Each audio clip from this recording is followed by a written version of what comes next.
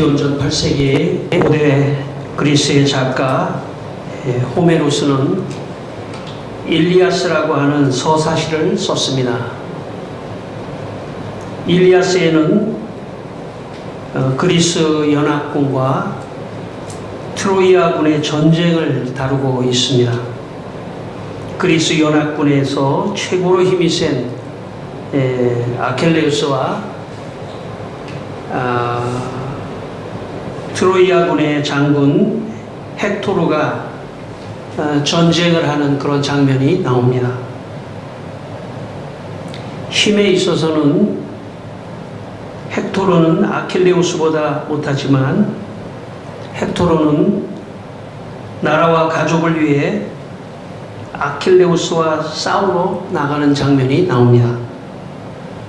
그때 헥토르가 아킬레우스와 싸우러 나가기 전에 군사를 모으고 이런 말을 합니다. 내가 그대들을 도시에서 저마다 그대들을 모은 것은 단지 군사들의 수를 구하거나 바라서가 아니라 그대들이 트로아이인들의 아내들과 어린 자식들을 호전적인 아카이오이족에서 기꺼이 구해주기를 바랐던 때문이요. 이 일리아스의 작가 호메로스는 그리스 사람입니다.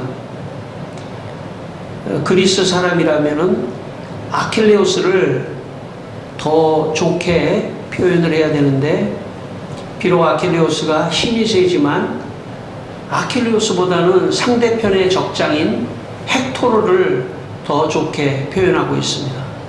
헥토르는 어떤 사람이냐? 아킬레우스보다 힘은 없지만 자기의 나라와 가족과 아이들을 위해서 전쟁터로 나가는 그런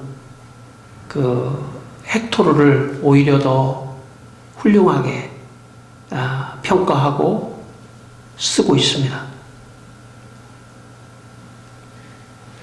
우리가 인생을 살면서 사실은 누구를 구해주거나 누구를 지켜주거나 누구를 이렇게 보살펴준다고 하는 것은 상당히 참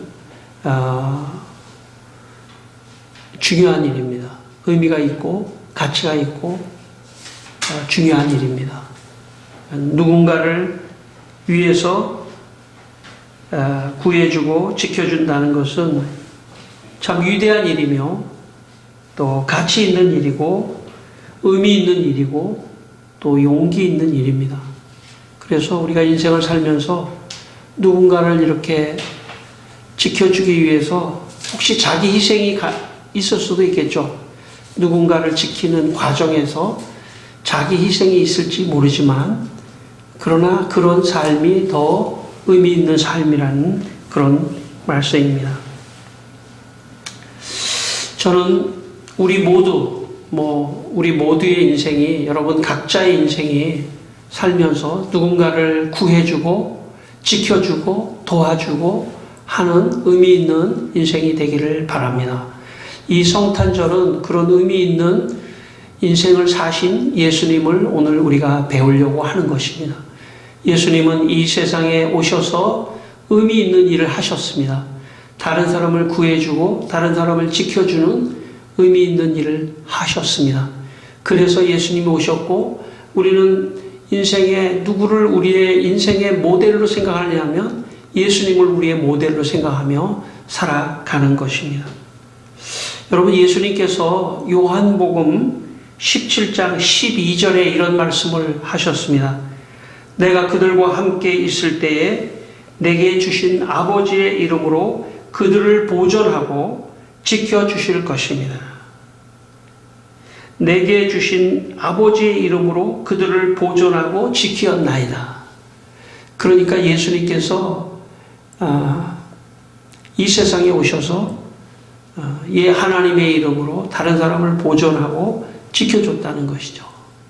그러니까 예수님이 이 세상에 탄생하신 것은 보존하고 보호하고 지켜주기 위해서 오셨다는 그런 말씀입니다. 이 시간 살아계신 예수님께서 여러분의 인생도 보존하고 지켜주시기를 주의 이름으로 축원합니다. 오늘 본문 8절 9절 말씀을 다시 한번 읽겠습니다. 본문 8절과 9절 말씀입니다. 8절과 9절 같이 읽겠습니다. 그 지역의 목자들이 밤에 밖에서 자기 양떼를 지키더니 주의 사자가 곁에 서고 주의 영광이 그들을 두루 비추매 크게 무서워하는지라.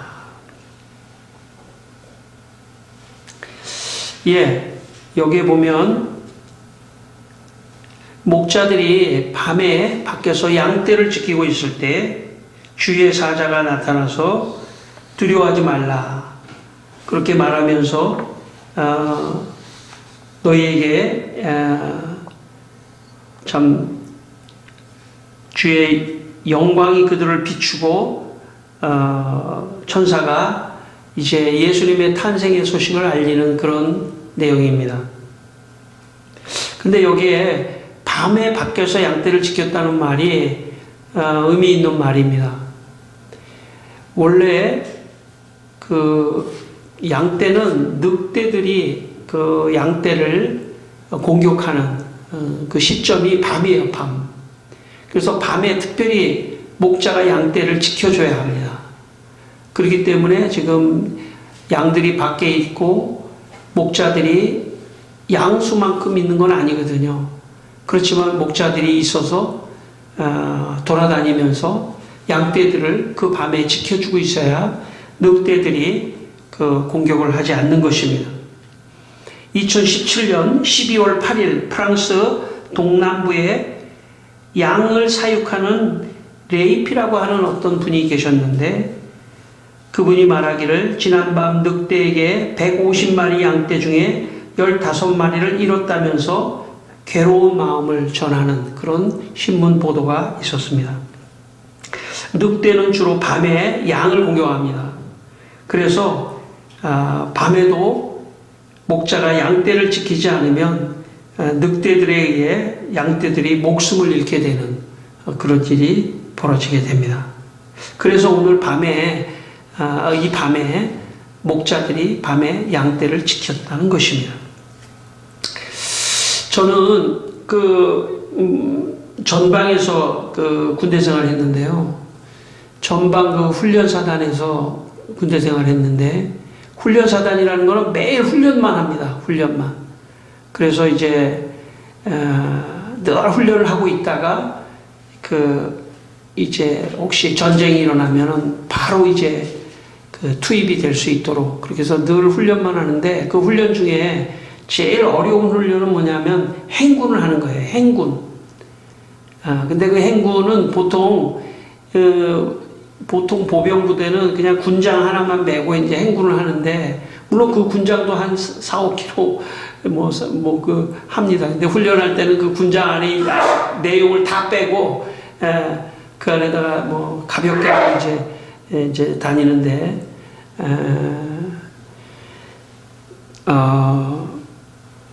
우리 부대는 이 81mm 박격포 제가 81mm 박격포를 부대였는데 81mm 박격포는 이제 세 부분으로 돼 있어가지고 이렇게 결합을 해가지고 이렇게 포를 쏘는 거예요. 근데 평상시에 훈련을 할 때는 이 포를 3등분을 해가지고 하나씩 군장 위에다가 메고 다니는 거예요. 참 지금도 기억하면은 그 추운 날 막 눈이 오고 막 그 추운 날 그 군장 위에다가 그 포판이나 이런 거를 한 10몇 킬로 되는 쇳덩어리를 메고 가잖아요. 한 4-5시간만 걸으면 이 어깨가 없는 것 같아요.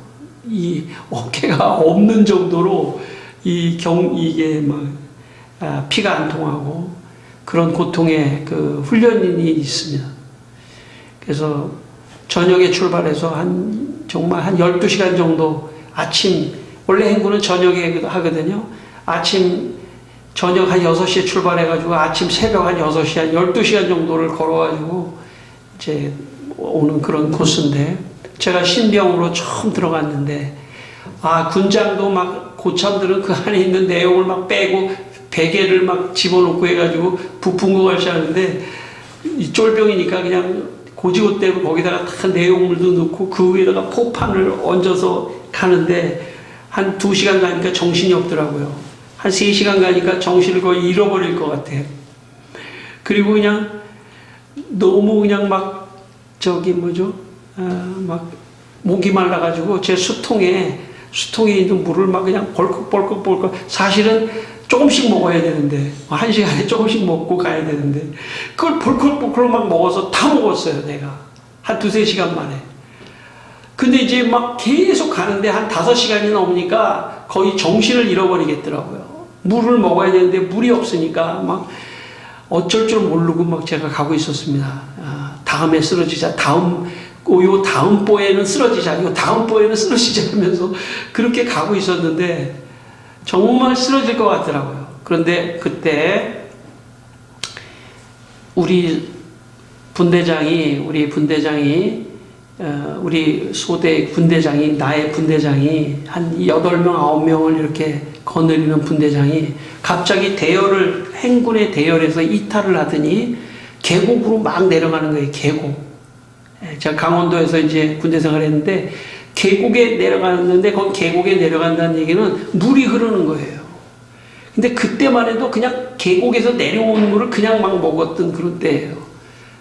그래서 막 그 분대장이 수통에다가 물을 막 콜콜콜 담아가지고 자기도 어려운 거예요. 자기도 그 내려가서 그거를 떠온다는 것 자체가 어려운 거예요. 그러니까 물을 자기가 있으니까 내 수통을 딱 해가지고 자기가 그거를 받아가지고 막 힘들게 올라와서 나한테 이 물을 줬습니다. 근데 이 수통에 있는 물을 먹으면서 정말 낙오를 안 하고 제가 무사히 부대까지 복귀를 했습니다. 아마 제가 그때 이등병 때 첫 행군에서 낙오를 했다면 그 다음에 이 행군하는 거에 대한 트라우마 때문에 아마 굉장히 어려웠을 거예요. 근데 정말 그 분대장, 지금도 얼굴이 생각이 나는데 좀 못생겼습니다. 제가 그때 볼 때도 좀 못생겼어요. 그 분대장이 정말, 그런데 너무 고맙더라고요. 내가 나를 지켜주고 그 위기의 순간에 이렇게 지켜주는 그 사람 때문에 제가 그 이후에 군대 생활을 잘 할 수 있었습니다. 누군가 지켜주는 사람이 있다는 것은 행복한 사람입니다. 저는 여러분의 인생에 첫째는 예수님이 여러분을 지켜주시고 또 다른 사람이 여러분을 지켜주시는 그런 은혜가 있기를 주의 이름으로 축원합니다. 여러분, 누가복음 2장 16절 오늘 말씀인데요. 2장 16절 뒤로 좀 띄워가지고 2장 16절 말씀 한번 같이 읽겠습니다. 빨리 가서 마리아와 요셉과 그 위에 누인 아기를 찾아가서, 그러니까 목자들이 천사들의 이야기를 듣고 빨리 가서 아기 예수님을 보게 됐는데, 그 아기 예수님은 어디에 있었냐면 지금 구유에 있어요. 구유는 말에 밥을 먹는 밥통입니다. 예수님의 부모님이 호적을 하러 예루살렘에 갔는데 그 여관이 없어가지고 아이를 낳아야 되는데 낳을 데가 없어가지고 이 말의 그 움막의 구유에서 아기를 출산하는 그런 일이 있었습니다. 그래서 아기가 말구유에 아기가 이제 있었죠. 여러분, 예수님이 탄생할 때 예수님을 목격한 사람들이 성경에는 세 사람이 나옵니다. 첫째는 목자고, 둘째는 동방박사고, 세 번째는 시므온과 안나입니다. 근데 이 순서로 볼 때 제가 볼 때 목자가 제일 먼저 예수님을 만난 것 같아요. 아기 예수님을 제일 먼저 목자가 만난 것 같습니다. 왜냐하면 마태복음 2장 11절에 보면 동방박사들이 예수님을 만날 때 보니까 집에 들어가 아기와 그의 어머니 마리아가 있는 것을 보고 이렇게 기록되어 있기 때문에 아마 아기가 나니까 말귀에 잠깐 있다가 아마 주인이든 뭐 주위 사람들이 집으로 들어가야 되겠다. 아기가 났으니까 그런 것 같아요. 그러니까 동방 박사가 왔을 때는 아이는 어디 있었냐면 집에 있었다고 볼 수 있습니다. 그러니까 순서로 볼 때는 목자가 더 먼저 예수님을 만났다고 볼 수 있죠. 그 다음에 이제 세 번째는 누가복음 2장 27절에 보니까 아이를 8일 만에 성전에 가서 예식을 치러야 되는데 성전에 아기 예수를 데리고 오는지라 이렇게 한 걸 보니까 아기가 태어나서 8일 정도 지나서 시므온과 안나가 아기 예수님을 만난 걸 보면 아마 세 번째 사람들이라고 볼 수 있습니다. 제가 뭘 말씀드리려고 하냐면 왜 예수님이 탄생하셨을 때 제일 먼저 목자들에게 나타나셨을까? 왜 제일 먼저 주의 천사가 목자들에게 나타나서 아기 예수님의 탄생을 알렸을까 하는 것입니다. 뭐 다른 사람도 있을 수 있잖아요. 근데 왜 목자들일까 하는 것이 오늘 말씀의 굉장히 중요한 말씀입니다. 요한복음 10장 11절에 보면 예수님께서 뭐라고 말씀하시냐면 나는 선한 목자다 그렇게 말씀하십니다. 나는 선한 목자다.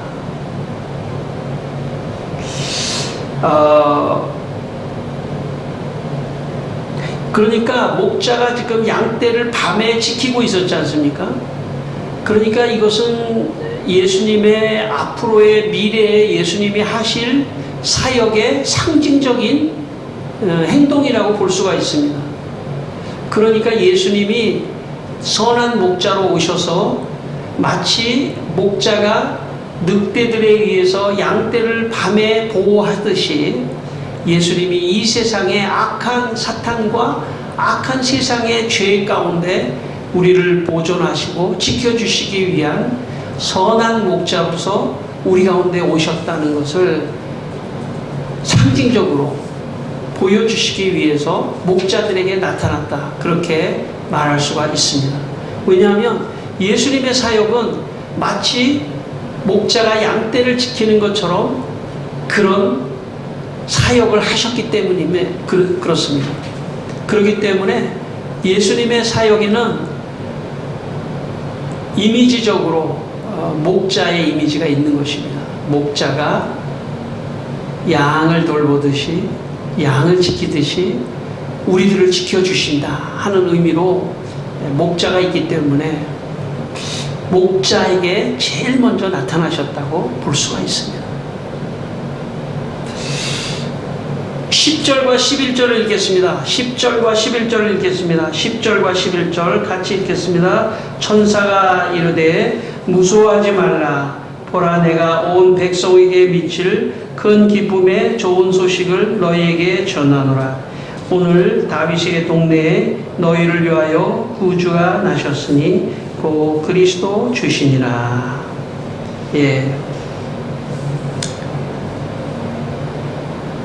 천사들이 목자들에게 뭐라고 말했냐면 온 백성에게 미칠 큰 기쁨의 좋은 소식을 너희에게 전하겠다. 목자들이 이렇게 생각할 수 있겠죠. 그 무슨 소식일까? 이게 온 백성에게까지 미칠 큰 기쁨의 소식이라면 이게 보통 소식이 아닐 텐데 이게 어떤 소식일까? 혹시 목자들은 이렇게 생각했을지도 몰라요. 당시에는 로마가 이스라엘을 지배하고 있었기 때문에 로마가 망했다. 뭐 혹시 그런 이야기인가? 목자가 그렇게 생각할 수도 있었겠죠. 그러나 그거보다 더 큰 기쁨의 좋은 소식을 너에게 전하겠다. 그러니까 목자들이 볼 때는 도대체 그게 무슨 일이길래 기쁨의 큰 좋은 소식인가? 예.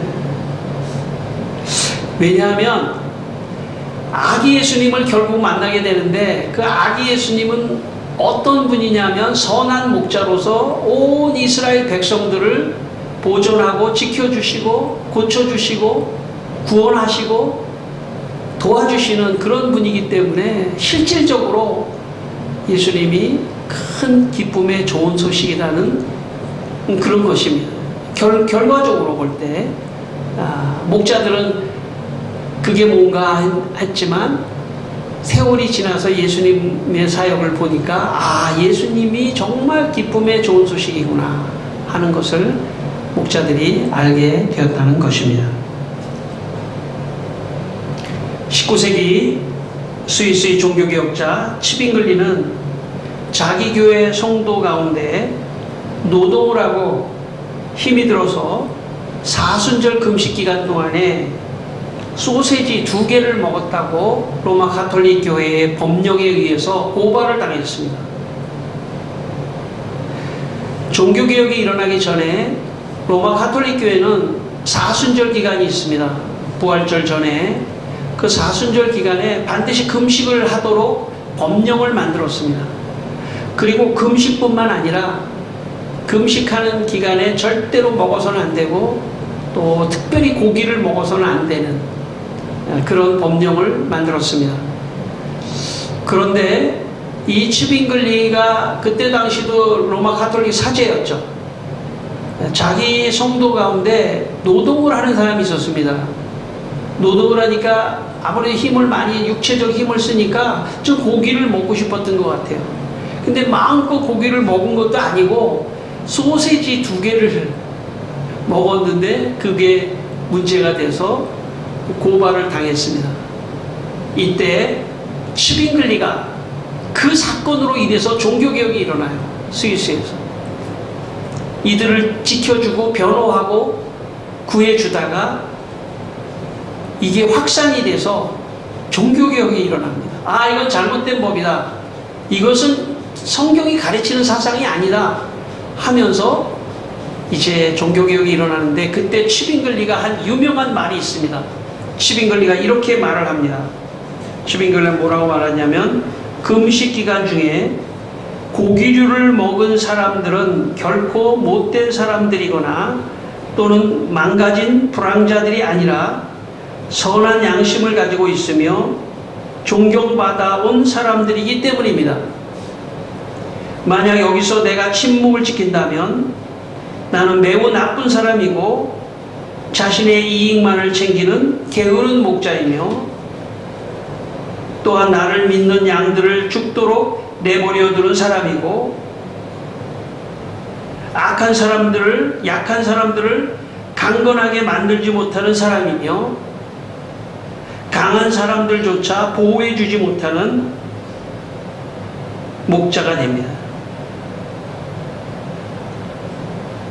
치빙글리는 성도들이 잘못하면 그냥 저 교회법에 그냥 넘겨 이럴 수도 있지만 성도들이 소시지를 먹은 것 때문에 고발당하는 것을 보고 양심상 목자의 양심상 그들을 그냥 넘어갈 수 없었던 것입니다. 그래서 치빙글리는 그들을 변호하다가 결국 로마 가톨릭으로부터 제재를 받고 로마 가톨릭으로부터 출교를 당하고 그리고 결국은 그걸 계기로 해서 종교개혁이 일어났던 것입니다. 성도 여러분,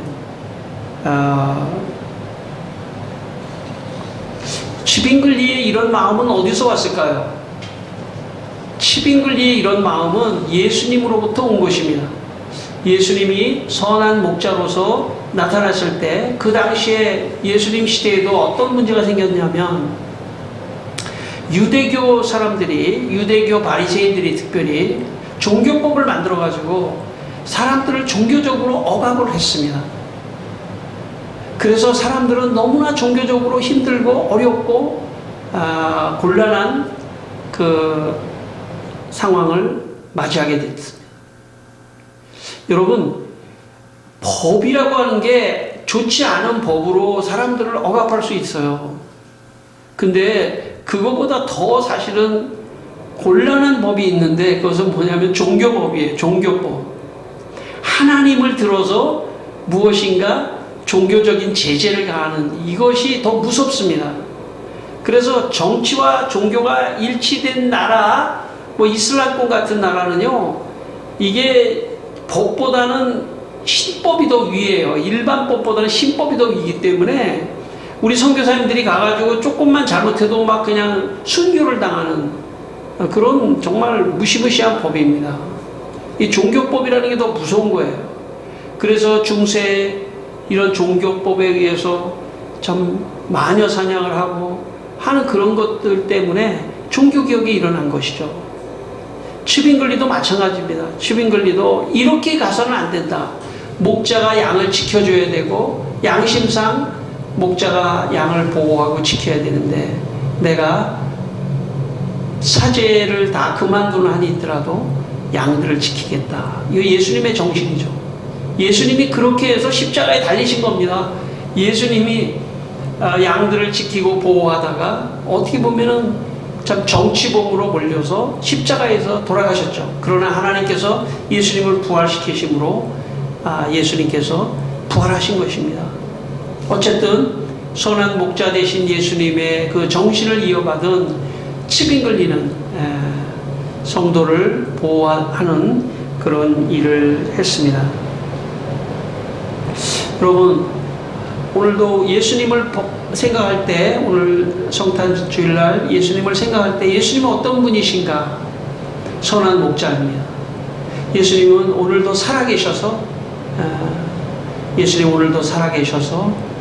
우리 성도들을 지켜주시고 보호해 주시고 성도들을 잘 되도록 축복하는 것입니다.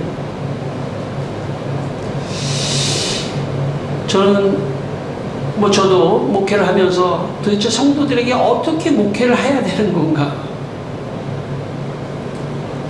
여러분들 아시겠지만은 제가 우리 성도들에게 첫째 자유를 줘야 한다.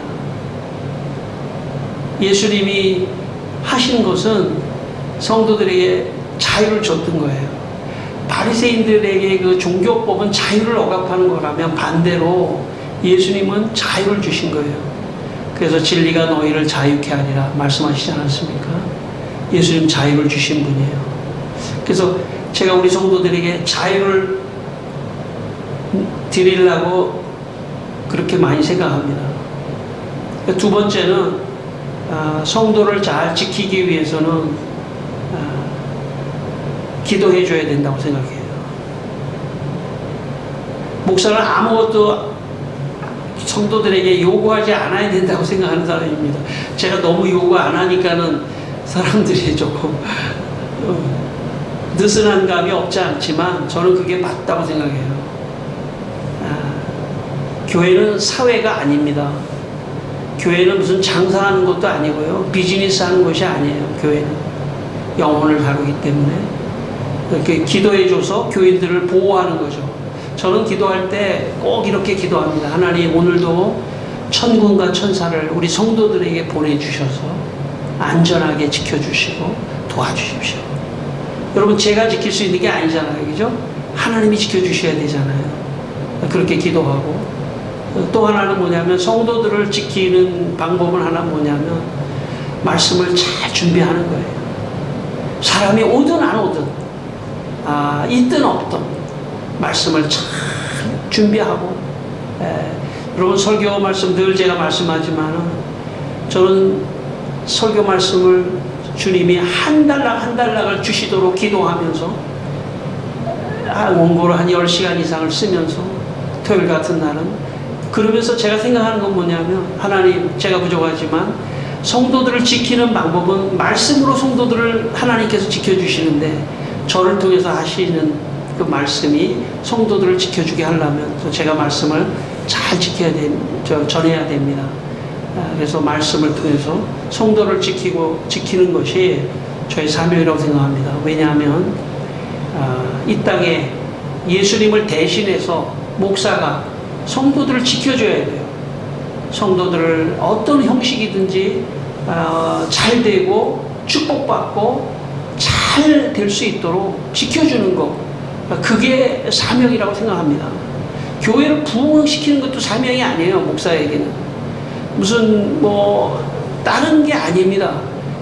그게 몇 명이든 그 사람들을 잘 지켜주는 거예요. 밤에 목자가 밖에서 양떼를 지켜주듯이 잘 지켜주는 그런 사명을 저도 감당하려고 하고 있습니다.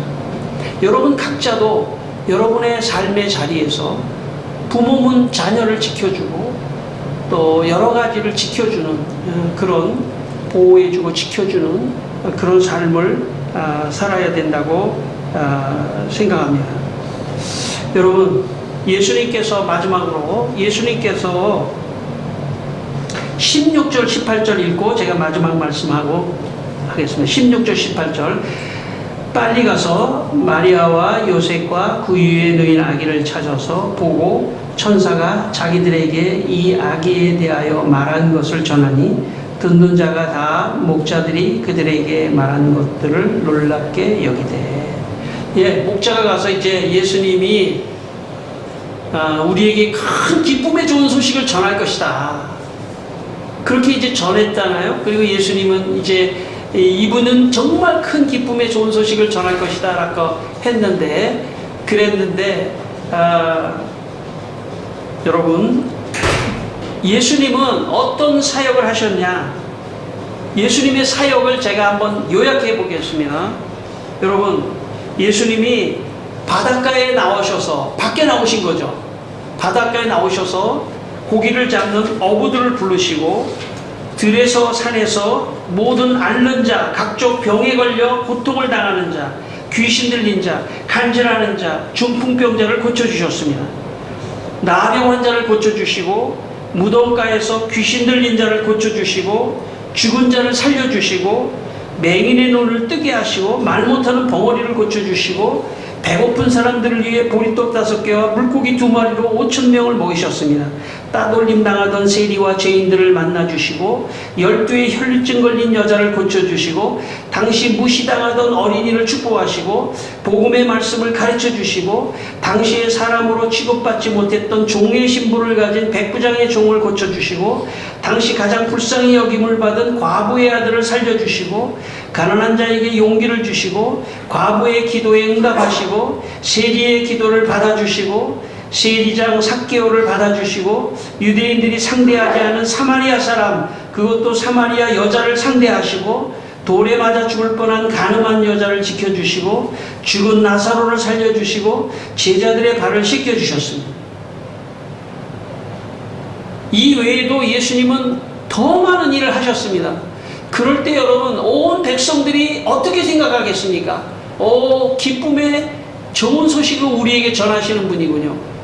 이거에 혜택을 받은 사람들이 얼마나 기뻐했겠습니까? 그렇지 않겠습니까?